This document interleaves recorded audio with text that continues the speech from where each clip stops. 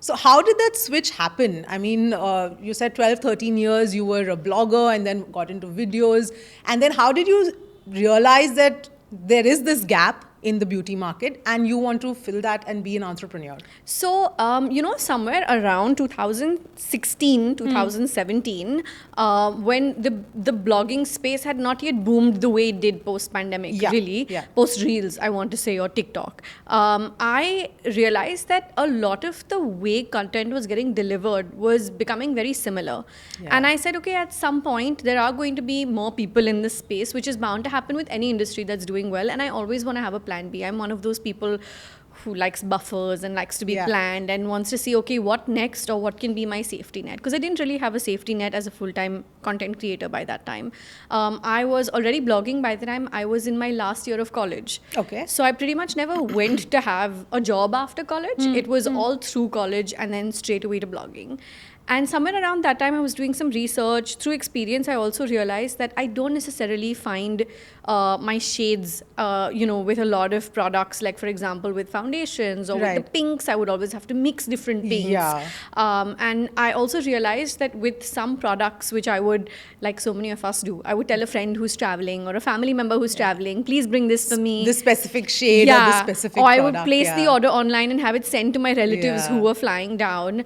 But I realized that they were not conducive to Indian weather.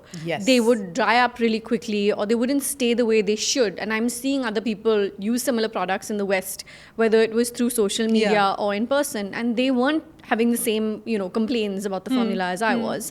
And I realized, wait, there's nothing specific to India happening. And this is, of course, at a time when there was nothing specific to India happening. The landscape has changed since, because I'm talking about 2016. And I started doing my research at that time. And I remember I reached out to a bunch of labs at that time because contract manufacturing is so big in the beauty space. But I was a 25-year-old who nobody took seriously because I was like calling people myself and being like, can we set up a meeting or can I get some samples? I'm happy to pay for the samples, all of that kind of stuff. And I got some samples and then, I struggled with getting taken seriously. Somewhere along the process, I also want to admit that content creation evolved so much that I got reoccupied in a sense. And cut to 2019, about 2.5 years later, I said, now I really want to do this and I want to do it seriously. It was also around the same time, just by sheer coincidence, my husband, who worked in advertising at that time, he had been in advertising for 20 years at this point. And he was like, you know what, I'm done. I want to do something else. I said, listen, let's do this together. I need help because I'm still making calls to labs and a woman's voice is still not being taken very seriously. And I immediately saw a difference. Sorry, you actually felt that because you were a woman, you were not being taken seriously? 100%. And I thought it would be an advantage saying I'm a content creator who does beauty content.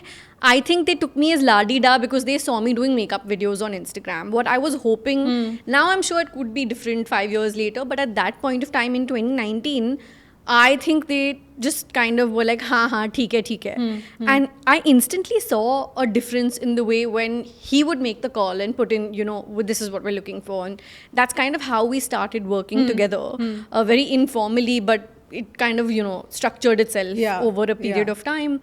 And that's kind of how Wearified happened. I started working on it for the second time in 2019. And we launched 1st of October 2021.